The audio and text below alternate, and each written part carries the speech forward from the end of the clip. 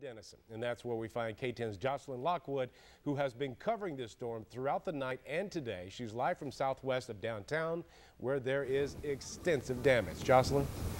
That's right, Randy. We are here live just off of Scullin Avenue, and residents I spoke with today out here said they simply don't know where to begin cleaning up this awful mess. Daylight revealed the damage: mangled metal, uprooted trees, debris stuck in homes and dangling from power lines. I'll tell you, it looks a lot worse this morning than it did last night. I guess we're lucky we're all okay, though. Bill Caruth and his family rode out the storm in the hallway of their Scullin Avenue home. Yeah, we started coming up the hall. We were stepping on glass that was clear into the living room from the kitchen area. And all, we were taking a head count kind of as we came through last night in the dark. Make sure everybody was all right. The winds tattered the metal siding on the Champion Cooler building just across the street, sending pieces of metal into power poles and the Caruth house. Lynn Johnson, Vice President of Manufacturing for Champion Cooler, says their main priority is cleaning up and getting the 105 people who work there back to work. It is. I came in last night at about 12:30, right after I got the call, and it's just really hard to believe that we've got this kind of damage on the building. But like I say, our primary goal is to get the people back to work. It's a hard time of the year with the Christmas season, and we'd like to get everybody back in as soon as possible. But for Caruth, getting back to normal may take some time. Never seen anything like this in Denison. Lived here since '63, and like I said, this is like stuff you see on the news. You don't see it up close or don't live it, but it's a mess. It's going to take a lot of cleanup. It's going to take a long time to get over it.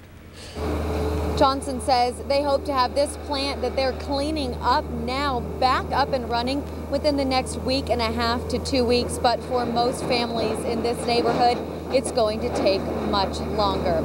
And we have more storm video from Denison coming to us now. This is shot by our morning technical director, Darren Armstrong.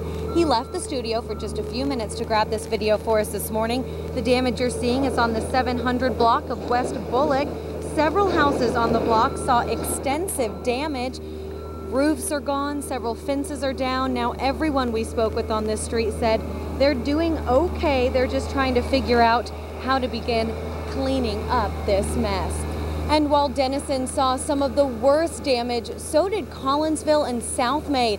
We continue our teen coverage now in Collinsville. That's where KTEN's Meredith Saldana was for us today. She joins us though now from the Ardmore newsroom. Meredith? Now, Encore Electric has been working across Grayson County today just to restore power. In Denison alone, earlier today, there were reports of 4,500 people without power. That has since been lowered, though. Crews say they've got that down to about 800 homes without power at this hour. Encore Representative Todd Thompson says they've been working around the clock to get everything back to normal. We expect to have power to everyone that can accept power by between 5 and 6 o'clock this evening. That's our goal, is by this evening to have everyone served that can accept power. People that have damage to their home and can't accept it, then as soon as they get that restored, give us a call and we'll get those hooked back up too. And here on Scullin Avenue, they were without power most of the day because this is a very heavily damaged area. I am happy to report, though, tonight the lights are back on at homes in this neighborhood. Now, hundreds of emergency phone calls poured into the Grayson County Dispatch Center early this morning. Residents, of course, scared, frightened by what was going on. Let's listen to just a few of those calls. Just a very frightening situation all across Grayson County this morning. As you heard, those residents were scared making those phone calls. And responding to that was the Texoma area chapter of the American Red Cross. Director Sharon Watson says they spent the day surveying damage as well. They actually set up a shelter in Collinsville, but it appeared nobody needed that shelter, so they since have closed that shelter. It was at the Collinsville Volunteer Fire Department. And as residents continue cleaning up here tonight, we do have some tips for you to help make cleanup go just a little bit smoother. Make sure your home is structurally safe. debris inside your home could collapse at any time during the cleanup process, so do be careful. Also, make temporary repairs like putting sheets of plastic over broken windows or holes in the roof. First, that will protect you from any winter precipitation that could be headed our way. Make an inventory list assessing all of the damaged items before your adjuster arrives, just to save time. And go ahead and make your claim to the insurance company quickly. And lastly, go ahead and be patient, because with this type of storm damage, it is so widespread and extensive, those insurance claims will take much longer.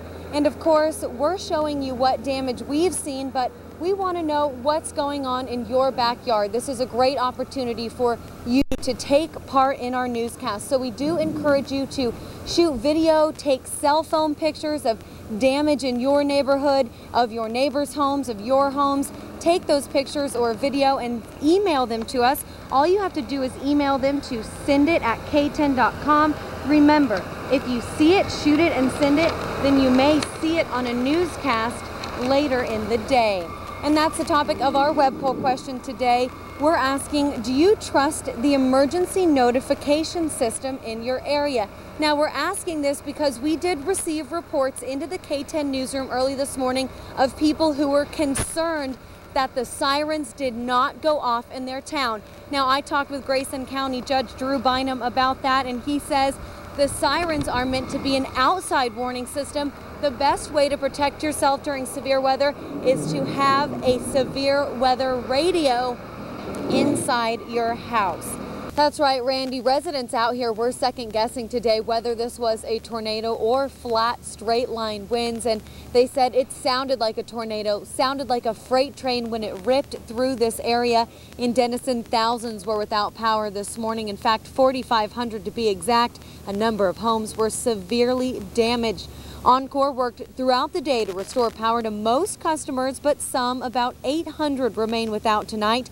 One of the area's hardest hit was here, where I'm at, off Scullin Avenue, near the Champion Cooler Company. Residents there are just working to get back on their feet and sift through the debris inside and out.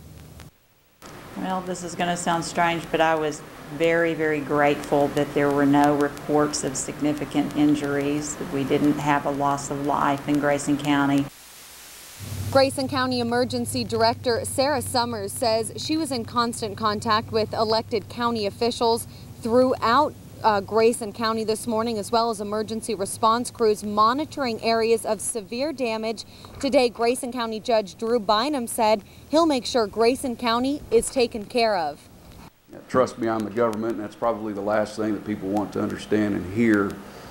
But I will tell you this, it is our duty to get out and assess. It is our duty to make the state do their job. It is our duty to make the federal government do their job. So County Judge Drew Bynum says they're not going to wait on FEMA or any federal agency to come in before taking care of county residents and county businesses.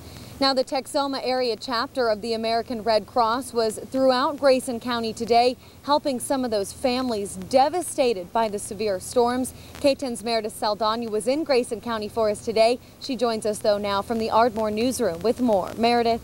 That's right, Randy. I am out here at one of the hardest hit areas in Denison. Now, Collinsville and Southmaid were hit as well, but Denison suffered some severe damage overnight. I'm at Scullin Avenue in Denison, right by Champion Coolers, where there was major damage this morning. In fact, there's mangled metal just lying around. The winds picked up the metal siding from Champion Coolers, threw it into houses nearby. Homeowners here say the storm hit fast and hard. Last night, Bill Caruth and his family were just in shock when I spoke with them. This morning, I spoke with them again, and they said the light revealed the true wrath of the storm. Their home is badly damaged. As you can see, their cars are ruined. I'll tell you, it looks a lot worse this morning than it did last night. I guess we're lucky we're all okay, though. We got a lot of damage. Nobody's got a roof left. Caruth says there was a portable shed in his backyard. It's no longer there, and right now he still doesn't know where it ended. He described what it was like to me when the storm came through, saying it sounded like a train. He says his family was worried for their safety, especially when they started walking through their house. They hid in the hall during the storm, but when they started walking through the house, that's when they began stepping on glass. So they said it was a very dangerous situation here last night. KTEN News has also confirmed, according to the fire chief Gordon Weger, that Denison warning sirens haven't worked for months, and they did not go off throughout the city last night. And that leads us to our web poll question. Do you trust the emergency notification systems in your area? Answer by logging onto our website, KTEN.com. We'll have results for you tonight on KTEN News at 10. Tonight at 10, we'll also have more complete reports regarding damages across Grayson County. For now, I'm live in Denison. Jocelyn Lockwood, KTEN News.